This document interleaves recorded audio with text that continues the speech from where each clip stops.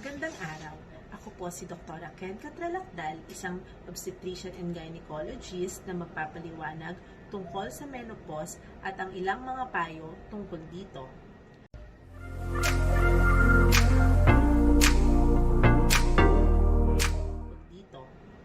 Ang menopause ay isang permanenteng pagtatapos ng regla o ang kakayanang magbuntis na isang kababaihan.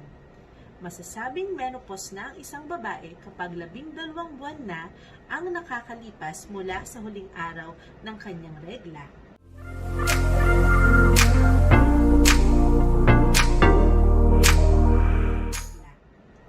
Nangyayari ang menopause sa edad 45 taong gulang hanggang 50 taong gulang.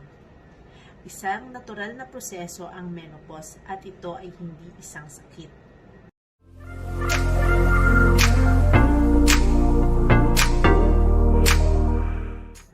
May iba't ibang sintomas na nararamdaman during menopause period.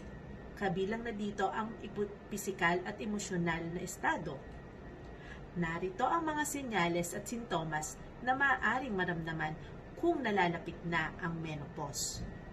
Irregular na buwan ng daloy, mainit na pakiramdam o ang tinatawag nating hot flashes, nagagambala ang pagtulog, panunuyo ng puwerta, pabago-bagong mood o emosyon, lumalaki at tumataba, at pagpipis ng buhok.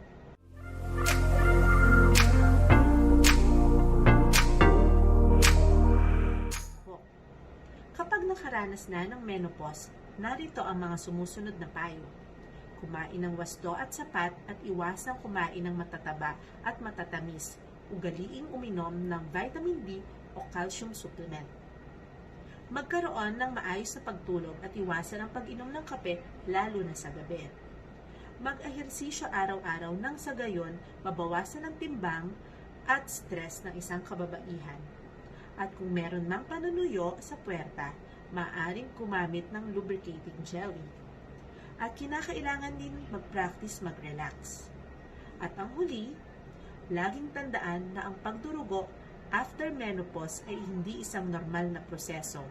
Kinakailangan agad kumonsulta sa inyong obstetrician and gynecologist kung maramdaman ito. Maraming salamat po.